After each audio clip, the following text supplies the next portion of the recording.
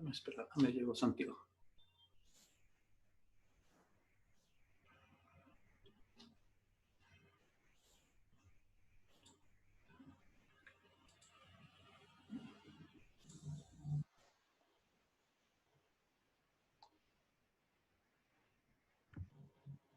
Nice. Listo.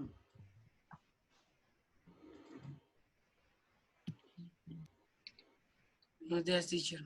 Buenos días. Buenos días, teacher. Buenos días. Listo, vamos a esperar a sus compañeros antes de comenzar la clase.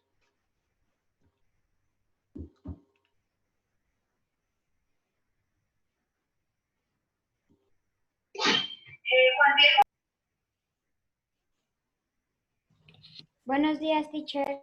Buenos días.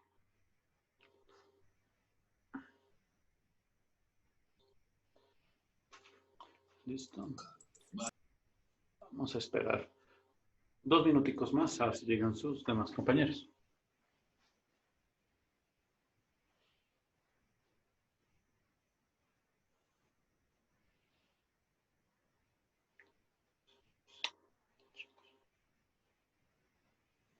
Buenos días, teacher. Buenos días.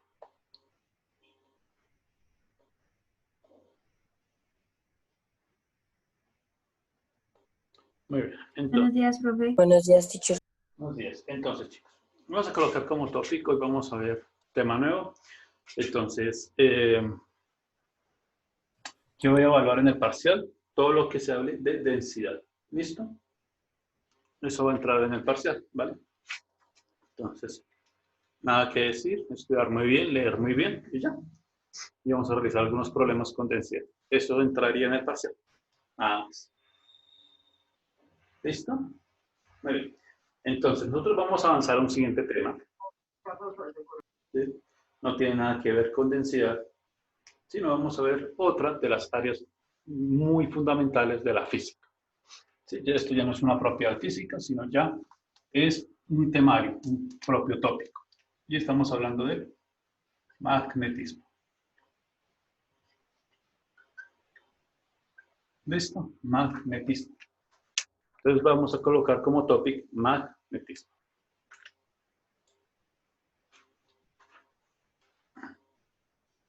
¿Listo? Magnetismo. ¿Listo? Muy bien. Achievement. Reconocer que el magnetismo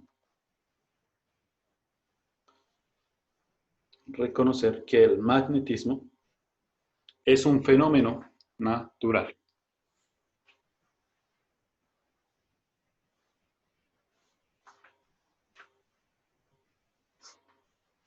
Es un fenómeno natural. Listo. Skill. Comprender qué es el magnetismo. Comprender qué es el magnetismo. Bien. Como título vamos a colocar magnetismo. Vamos a hablar sobre. Entonces, chicos. ¿Qué es el magnetismo? Pues, les voy a ser sinceros. Ustedes en este momento, así como yo se los dije a Eagles, a su curso inferior, ustedes en este momento, en este hermoso momento de la vida, en el que tienen educación, en el que se pueden formar, ya sea en cualquier área, ya sean las escrituras, literatura, matemáticas o ciencias, ustedes tienen el mismo conocimiento que una persona adulta del Renacimiento, hace más de 500 años. Inclusive me atreveré a decir que más. Ya que pues en esa época pues no estaba permitido que la gente leyera, solamente la Iglesia Católica en Occidente podía leer, en Europa Occidental se podía, solamente los cardenales, obispos y sacerdotes tenían la obligación de leer la Biblia, los demás no, los demás hacían lo que el rey les ordenaba o lo que la iglesia ordenaba. Entonces, obviamente no se desarrolló el conocimiento, esta época tan turbia, que fue el oscurantismo, que duró casi más de 1500 años, en donde el libre pensamiento en Europa Occidental estaba prohibido, y muy prohibido. Entonces, es allí pues donde parto. ¿Por qué vamos a partir en el Renacimiento? Porque el magnetismo se estudia desde esa época. El magnetismo, a diferencia, por ejemplo, o al igual que muchas de las disciplinas en física o en las ciencias, se comienza a desarrollar desde ese momento.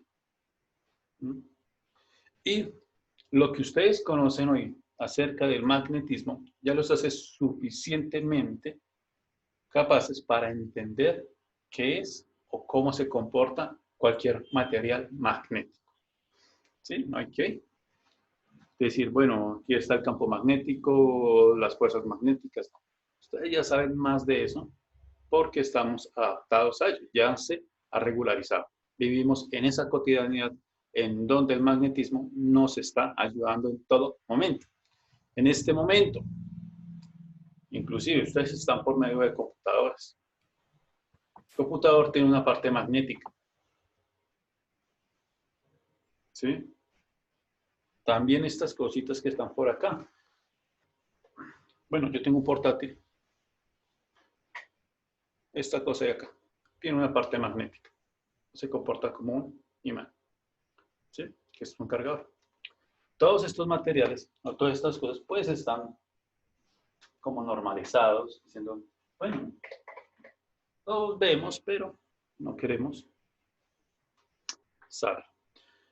Entonces, eso es lo que vamos a ver hoy. Vamos a ver qué es el magnetismo y algunas de sus propiedades. Entonces, como título, magnetismo. Y vamos a anotar esta pequeña fragmento de la historia del magnetismo. Van a copiar. El término magnetismo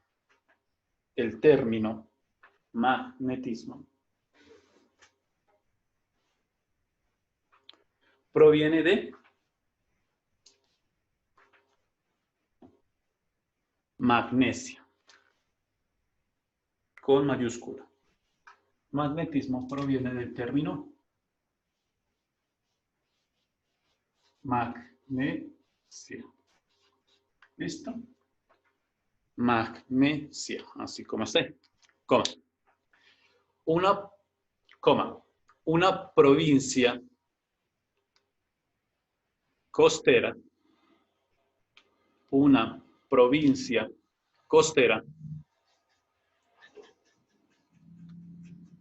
de la Grecia antigua.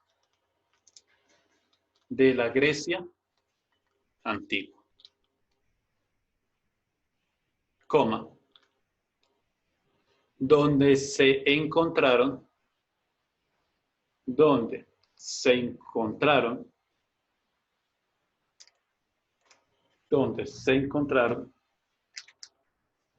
ciertas piedras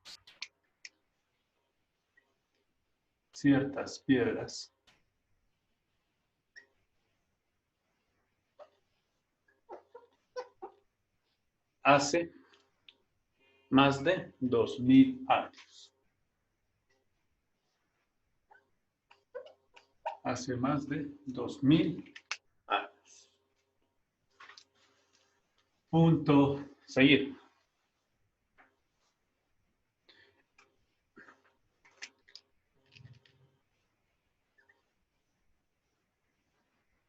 Hace 2000 años. Listo. Punto. Seguir. Esas piedras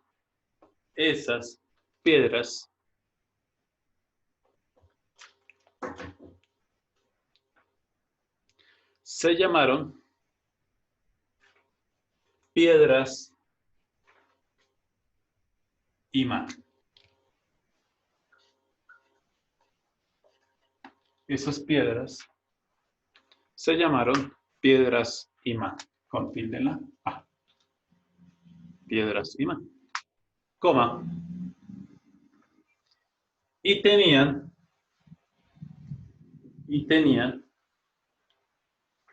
la propiedad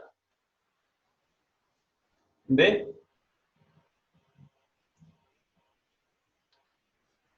atraer piezas de hierro. Tenían la propiedad de atraer. Teacher, piezas es con S o con Z. Con Z, la primera, piezas. Atraer piezas de hierro.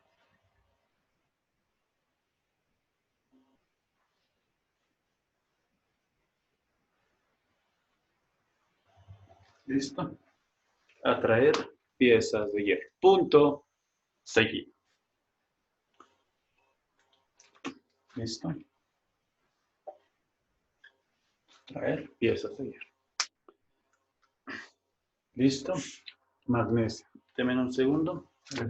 Eso fue la Grecia antigua. Listo. Punto seguido. Los chinos, o sea, en China,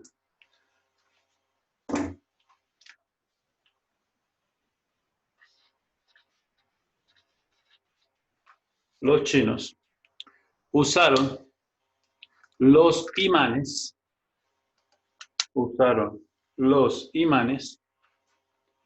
en sus brújulas. En sus brújulas.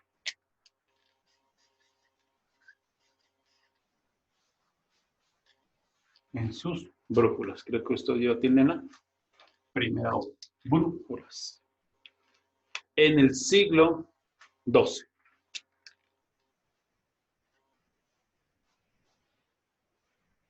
En el siglo XII. ¿Cómo? Para guiarse en la navegación. Entonces, para guiarse en la navegación. Para guiarse en la navegación. ¿Listo? Punto aparte. Listo. Hasta ahí. Vamos a ver. ¿Listo? Entonces vean que pues aquí vamos a mirar lo siguiente. ¿Qué año representa entre qué años comprende el siglo XII? 1100 o 1200. 1100 creo que es. 1100. ¿El 1100?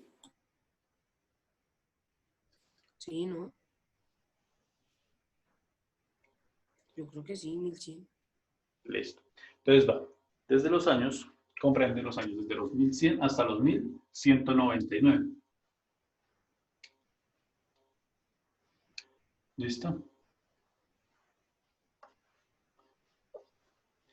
1100 hasta el año 1999. ¿Sí?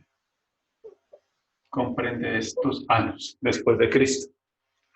¿Listo?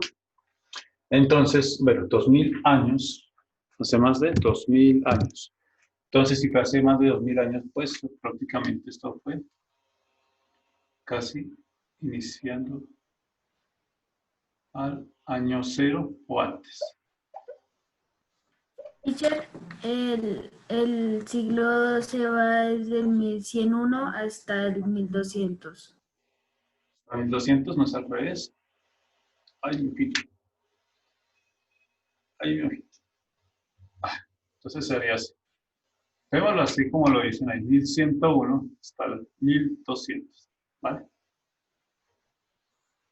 Es que no sé cuál es la nomenclatura, pero comprenden esos años. ¿Listo?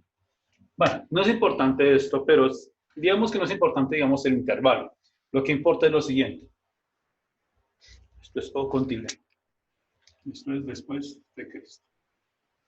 ¿Listo? Vean lo siguiente. Primero, las piedras. Imagínense que un día de estos, ustedes van por las carreteras y se encuentran una piedra. A nadie le causaría curiosidad.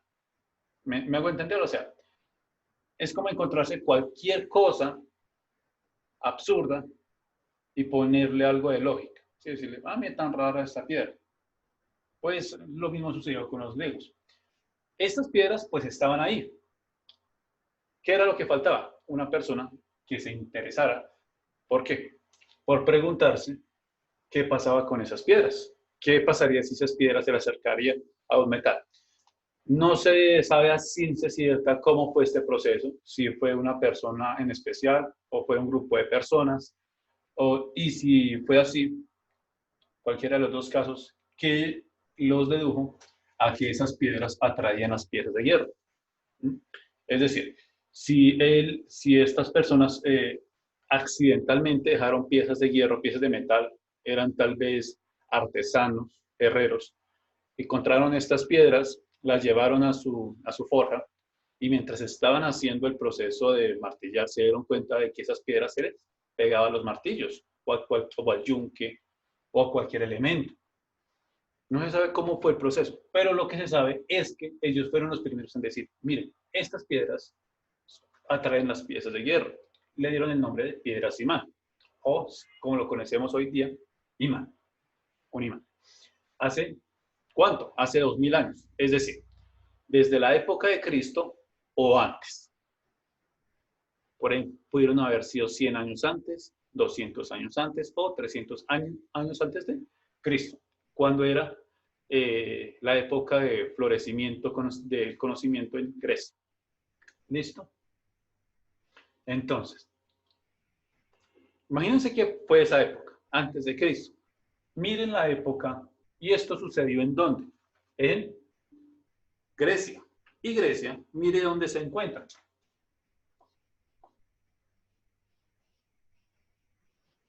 En Europa. ¿Sí? Grecia se encuentra en Europa. ¿Listo? Después de Cristo, pues ustedes, bueno, ya van a ver en sus redes sociales, o están viendo, no sé, que después de las grandes civilizaciones antiguas, sobre todo en Occidente, pues hubo una época en donde la iglesia gobernó. ¿Cuántos años? 1500 años. Se prohibía el conocimiento, no se respetaba la libre expresión, y como ya les había dicho, solamente ciertas personas estaban letradas, es decir, sabían leer y escribir. Pero en China, que queda en Asia, pasó algo interesante. Ellos también encontraron esos imanes. Pero ellos, lo que pasó fue algo más, digamos, más gracioso. Digamos que ellos tal vez, tallando una de estas piedras, esa piedrita formó como una agujita o como un hilo. Eso sucede, como un pedacito. Y da la casualidad que alguien se preguntó, ¿qué pasa si ese pedazo lo colocamos sobre una hoja en un estanque con agua, quietico? Vio que no importaba cómo lo dejara, la aguja siempre se va a mover hacia un solo lado. Es de allí donde estos artesanos chinos comienzan a construir las brújulas en el siglo en el siglo XII, en esta época. No se sabe cuándo fue, por eso colocan el siglo, porque no saben la fecha en especial, en qué año fue. No sé si sabe en qué imperio o con qué gobernante chino se comenzaron a diseñar las brújulas. Pero lo que se sabe es que esas brújulas sirvieron para la navegación. Y se preguntarán, ¿por qué la navegación es importante en China? No solamente en China, también lo fue para Europa. Sucede. Para conquistar. Bueno, una de las cosas es para conquistar, pero la principal, el comercio. ¿Sí? Un país, pero ustedes lo tienen que ver aquí en sociales, un país que no tenga un buen comercio, es decir, comprar o vender bienes, es un país que va a morir muy de a poco. ¿Sí? No va a tener oportunidad de intercambiar. Sí. No va a poder, no va a ser capaz de intercambiar sus productos por algo mejor o hacer florecer su economía. Eso es parte de economía, parte de sociales, no me voy a meter en eso. Pero el caso es que la navegación es muy importante y sobre todo para Asia y Europa. Los chinos eran muy mercantes, no hay que dudarlo. Obviamente tienen su costa en el Océano Pacífico y obviamente pueden intercambiar bienes con las islas asiáticas como bueno, no sé si Japón en esa época había sido descubierta, más bien con países como India o hacer grandes viajes tan solo rodeando la costa.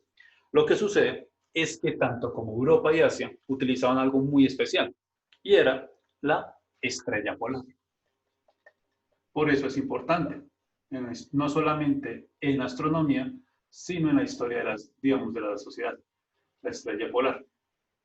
La estrella polar es una estrella fija o aparentemente fija que en el hemisferio norte o en el hemisferio norte del globo, no importa en qué momento esté del año, ni la estación, si está haciendo invierno, verano, otoño, al parecer esa estrellita va a estar quietica. ¿Sí? No importa, las demás estrellas se van a mover alrededor de esa estrella. Espero que algún día si van a, no sé, a un país europeo, noten eso. ¿Sí? Hay una estrella que siempre va a quedar quietica, no se va a mover. Por eso fue muy importante la estrella polar para la navegación. ¿Y dónde se podía ver la estrella polar? Por las noches. ¿Sí? Por el día no se puede, por las noches. Pero ¿qué pasaba? Hago la pregunta. ¿Qué pasaba si en esa noche había nubosidad? Iba a llover, una tormenta. ¿Podían navegar las personas? No, se hundía el barco. Bueno, no tampoco, no se hundían. Sí, anclaban o se quedaban quietos, pero no podían seguir avanzando. Es decir, que retrasaban más el viaje. En pocas palabras, tenían que aumentar los días de viaje de un lugar a otro. Eso aumentaba los costos porque tenían que, obviamente, mantener a la tripulación, mantener bien los materiales porque se podían dañar, etcétera, etcétera. Entonces, en el siglo XII aparece la brújula y ayudó grandísimo a la navegación. ¿Por qué? Porque en caso de que la estrella polar no estuviera, la aguja siempre apuntaba en la dirección de la estrella polar, es decir, al norte. Y esto ayudó muchísimo. Los viajes se reducían los costos y fue bastante importante. Entonces, ¿cómo llegó esta brújula a Europa? ¿Cómo creen?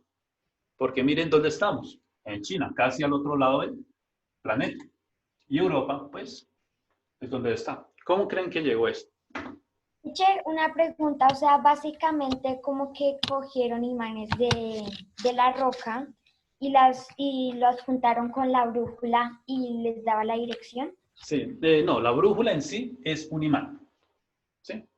Entonces, lo que hicieron ellos fue perfeccionar lo que hizo este muchacho, no sé, quizás. Lo que hicieron es colocar como en un cilindro, como en un disco, y acá había como algo que la sostenía, y acá en esta parte se encontraba esa pequeña agujita de hierro, de esa piedra imán. ¿Sí? Y entonces, pues, no sé cómo serán los caracteres chinos, porque pues este era chino. No, vamos a imaginar que este es europeo. ¿Sí? Entonces, pues, lo que hicieron fue como darle una indicación, un marcador, donde indicara, mira, acá está, aquí al norte, aquí hacia acá va a ser, y el lado opuesto va a ser el sur. Sí, lo que hacían era coger ese hilito y colocarlo ahí. Pero ellos lo perfeccionaron bastante bien. La pregunta es, ¿cómo llegó esto de China a Europa? Sí, sobre todo Venecia, sobre todo Italia, Francia, Inglaterra. Bueno, que Inglaterra, para esa época tampoco. Bien, ustedes conocen, bueno, no sé si ya les han contado la historia de Marco Polo. Teacher, ¿eso no es un juego?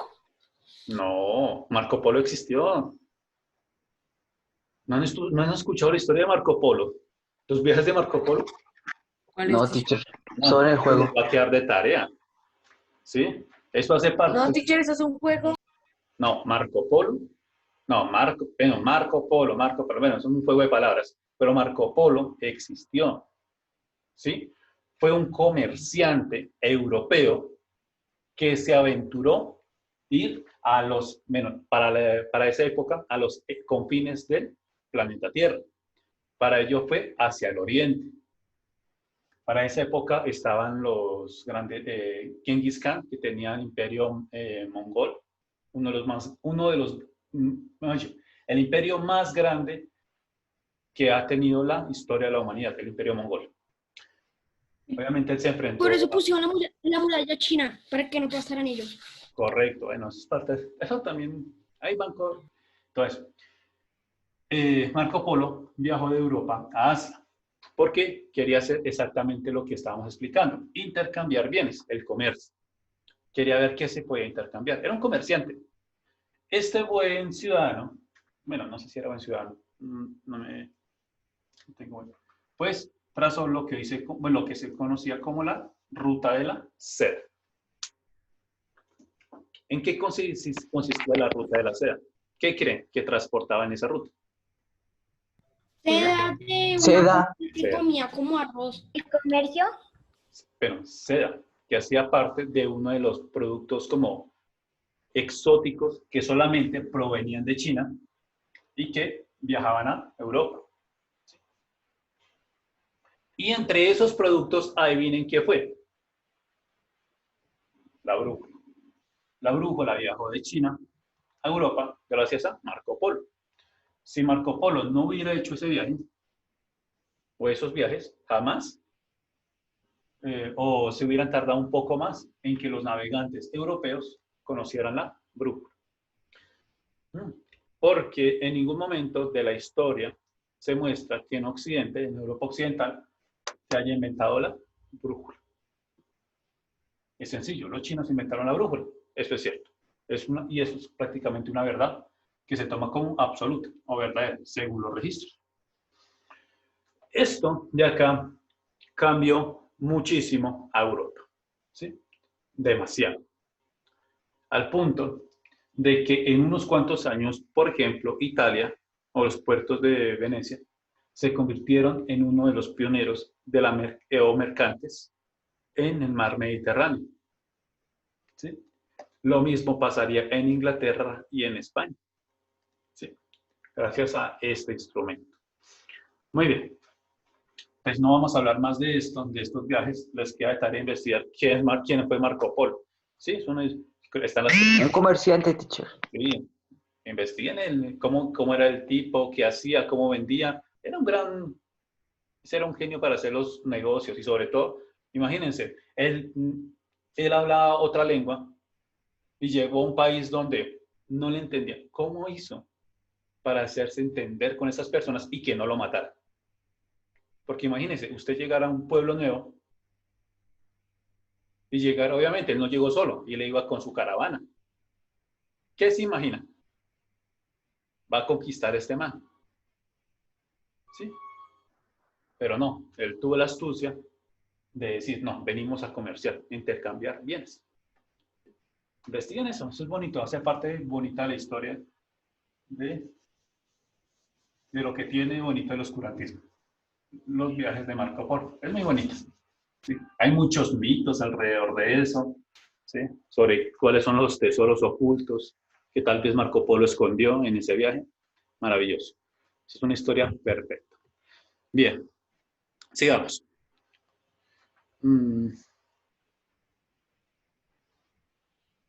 Listo, vamos a copiar este pequeño fragmento porque yo creo que lo demás lo iremos aprendiendo. Punto aparte. En el siglo XVI, perdón, en el siglo XVI,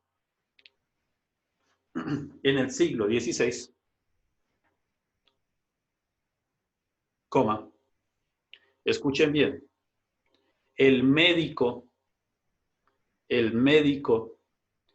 de la reina Isabel,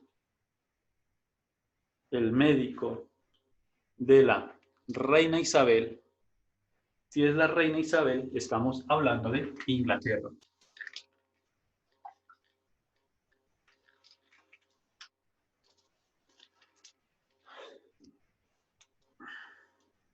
Estamos hablando de reina Isabel de Inglaterra.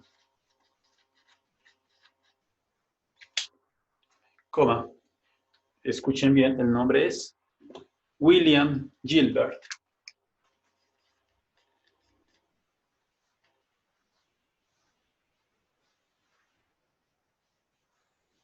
William Gilbert, así.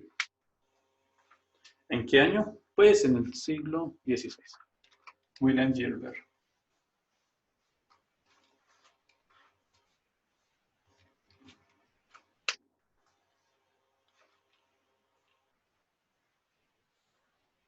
coma, escuchen bien, fabricó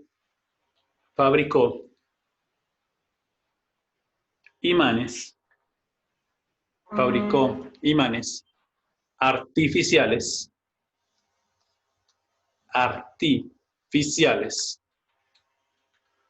frotando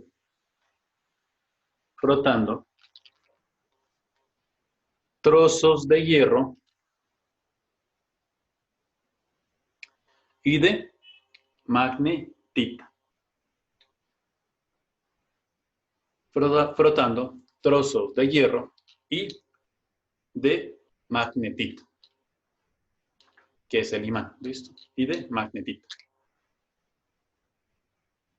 Punto seguido. También sugirió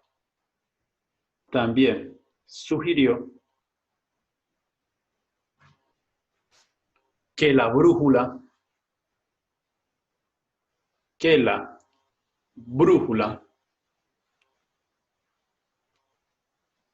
apunta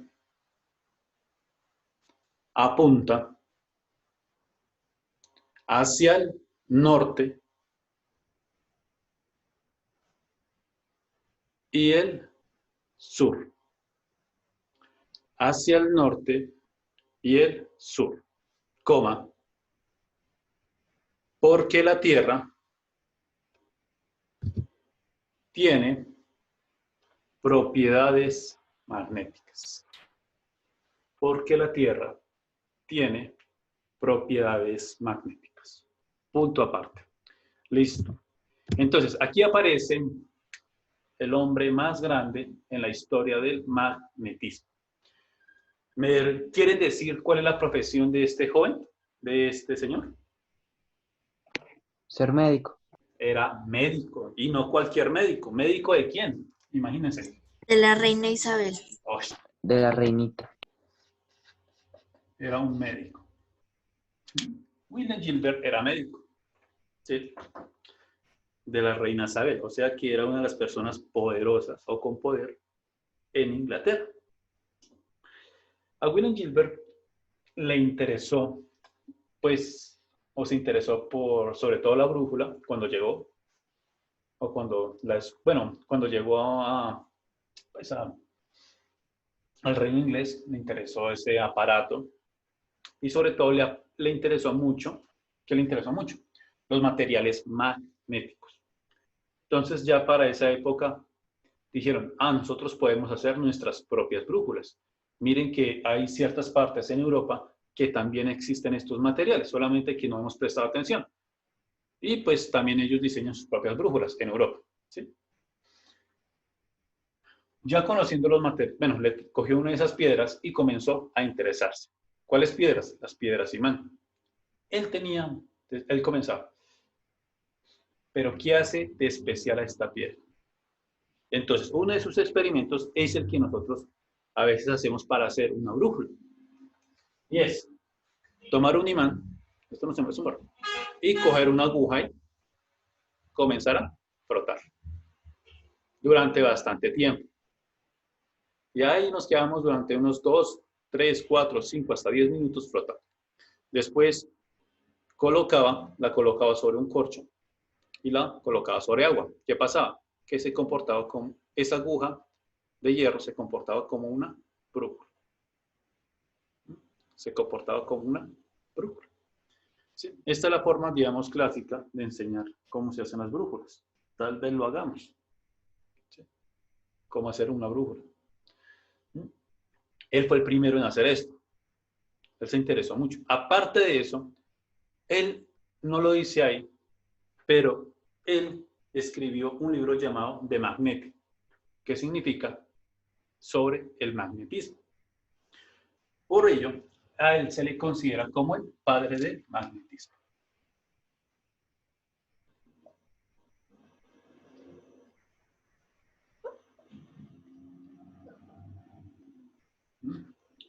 Se le considera como el papá del magnetismo. ¿Por qué? Porque él hace los verdaderos aportes hacia comprender o para comprender el magnetismo. no es solamente, miren, si ustedes encuentran algo, no es solamente ver cuál es la utilidad, sino saber qué va a hacer o por qué sucede eso. Los griegos tan solo descubrieron las propiedades, pero hasta ahí. Los chinos solamente hicieron su aplicación y ya, jamás se preguntaron por qué la aguja apuntaba hacia el norte. Pero William Gilbert fue el primero en decir, miren, todas las brújulas siempre van a apuntar hacia el norte. Eso quiere decir que la Tierra, miren, escuchen, eso es un pensamiento de él, para la época, que la Tierra se forma o es un gran imán. Eso para esa época era una total locura.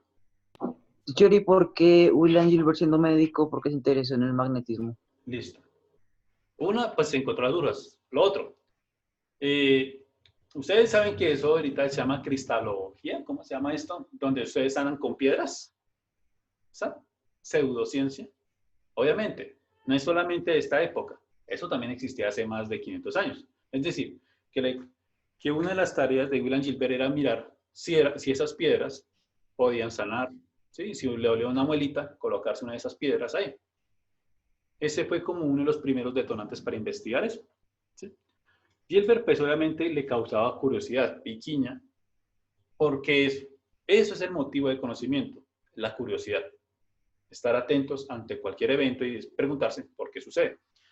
Gilbert fue uno de los primeros, o más bien, fue el primero en decir lo siguiente y lo que hoy seguimos repitiendo hasta el cansancio.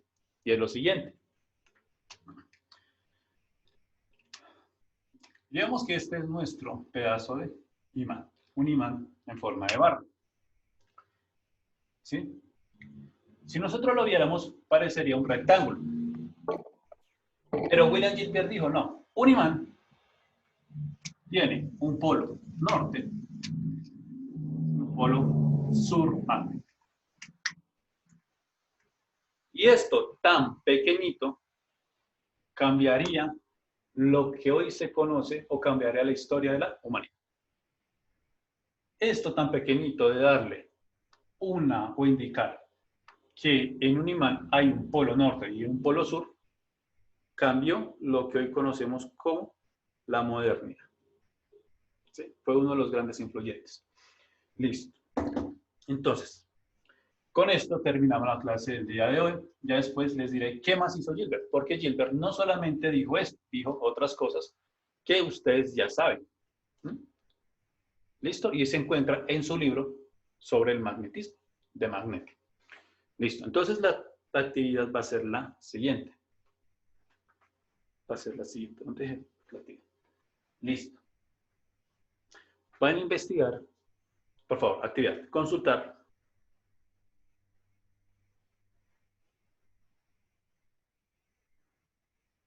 acerca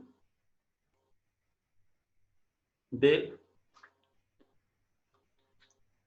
magnetismo terrestre. Van a averiguar esto. Magnetismo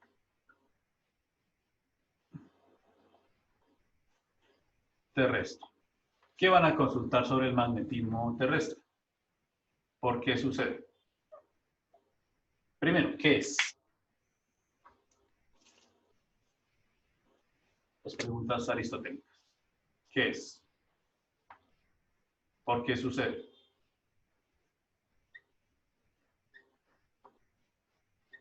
¿Listo? Y efectos producidos por él. Y efectos producidos por el magnetismo terrestre. Esas tres preguntas. ¿Qué es? ¿Por qué sucede? Y sus efectos. Si traen beneficios o no al planeta Tierra. ¿Listo? Esto lo vamos a averiguar. Con esto terminamos la clase del día de hoy. ¿Listo? Bien, entonces Pablo, espero la lista de las personas que asistimos hoy. Gracias, Pablo. Sí, señor. Ya se la envío. Chicos, feliz día. Mañana nos vemos. Chao, teacher, gracias. Teacher, gracias. Chao, teacher. Chao, teacher. Gracias. Ay, teacher, gracias.